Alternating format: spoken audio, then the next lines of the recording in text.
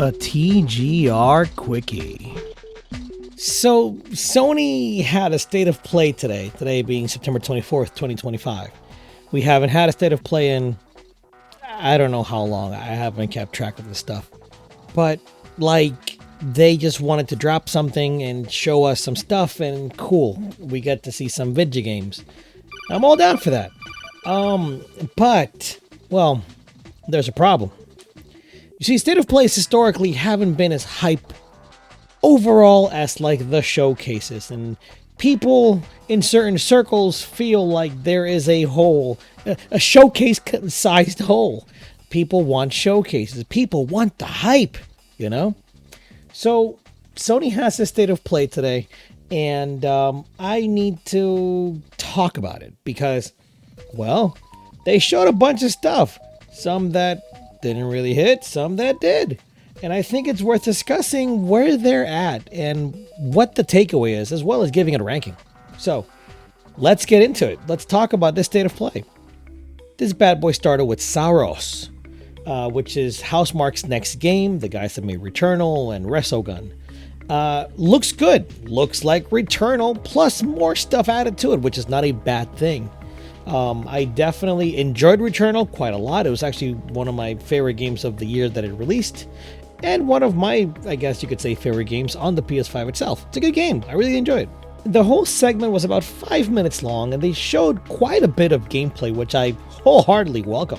The game definitely is pushing the graphical fidelity in what Housemarque has done. So I think it looks good. Gameplay looks fine. I mean, it didn't blow me away. And you're going to kind of notice that about this state of play. It's kind of a trend. Nothing really blew me away. I may be getting into spoiler alert for this video, but it's kind of the point. Saros looks good. It looks promising. I just need to get my hands on it because Returnal also looked promising, but it didn't. It felt better to play than to watch, if that makes sense. I don't know if it will. But anyway, starts off strong. We get to see Saros. Looks good. Let's move on. And folks, when we move on is where we kind of start running into problems, at least for me. We get a lot of different types of games shown for the majority of this state of play. We get a bunch of indies, which is not a bad thing. We get Microsoft Flight Simulator, Battlefield 6, Deus Ex Remastered, which looks pretty cool, to be honest. A Halloween game, Last Epoch, I think it's what it's called. 7 Deadly Sins Origin. Sonic Racing Crossroads, which showed the Mega Man DLC, which is what are you guys gonna do with this? Are you guys gonna have more than just Mega Man? Or what kind of IP are we expecting in this Sega-ass game? We got Capcom in here. Hold up. This might actually be worth buying. It's like Sega said, yo, Mario, you guys don't have a crossover in your kart racing game. Let me take a stab at it. I welcome it. They showed some Neo. Dynasty Warriors 3 is getting a remaster. Code Vein 2, which is pretty cool. And then Square Enix shows up, and they show us Final Fantasy Tactics, the Evil East Chronicles, and it's reviews dropped for that game today. The game is coming on next week at the time of this recording. Why Square, why? I get it, you want as many people as possible to buy this, but why it's such a tease to see you. I want to understand, I want to get it, but I just don't. Anyway, from there we move on to Let It Die, which is a weird game to see come back. I remember playing the original with my brother back on PS4 when that game first released, and that was a lot of fun. We had a fun few nights, but I mean, it wasn't super deep or anything. And then again, do you see the trend here? The names that I'm giving off are not bad games, right? They are very well state of play. And again, that's not a bad thing. State of plays have historically been showcases where you kind of just see the games that aren't huge, right? They're not the showcase hype. My PS5 is gonna get so much playing time. They're usually just state of plays, man. They're like mini directs. I don't know how to explain it.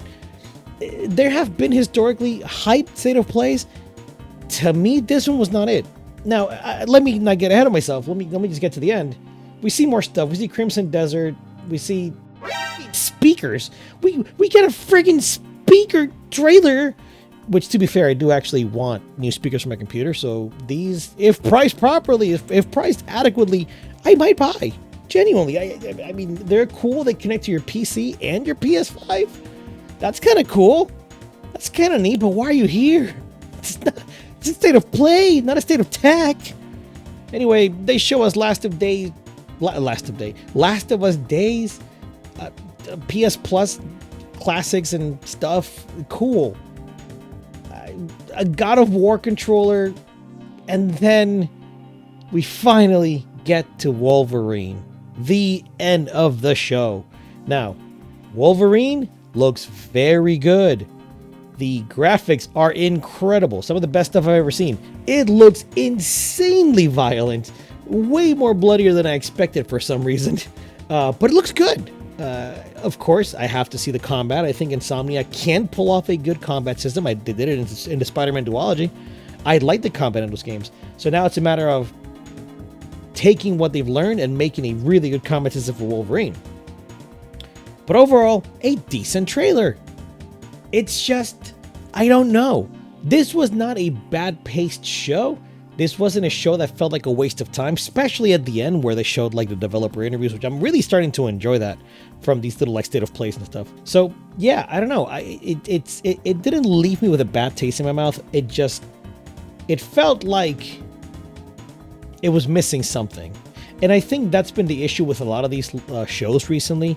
Most recently, the Nintendo Direct was missing that one big something. Wolverine is big. Wolverine is huge, I would say.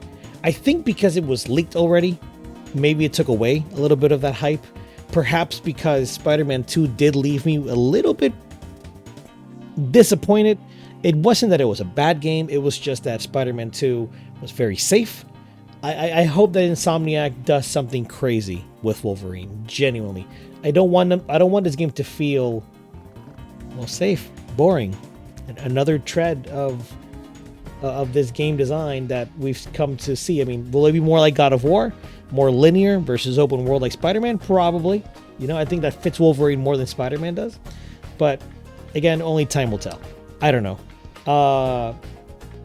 Yeah. You'll see that I've already ranked one presentation today, the Capcom Online program for TGS. So now we're going to talk about the state of play.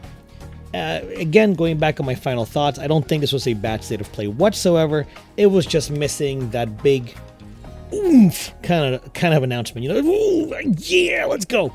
And that was for me, of course, subjectively speaking. I'm sure some people were perfectly fine with what they saw with just Saros and Wolverine. Perhaps I was hopeful to see some other stuff. Perhaps, you know, the desire to see Final Fantasy IX Remake, or possibly, you know, Drakengard remastered, or I don't know, the new Nier. I want stuff from Square Enix to show up here, and it's not happening, and that's why I hate this show. I mean, that's why I love it. I mean, I'm just kidding. Square Enix, come on, man. Anyway, so yeah, this was fine. I will put this on a C. Ranking a C. I liked one game shown, and that was Wolverine. Saros looked good too, but Wolverine was the one that really sold me on it, so there's that. Anyway, go ahead and yell at me in the comments below. Tell me I'm an idiot. Tell me I don't know what I'm talking about. Tell me that I should stop this channel and quit, because I clearly am just biased for RPGs and Square Enix. Be nice, though, and like the video and subscribe. Okay. Bye.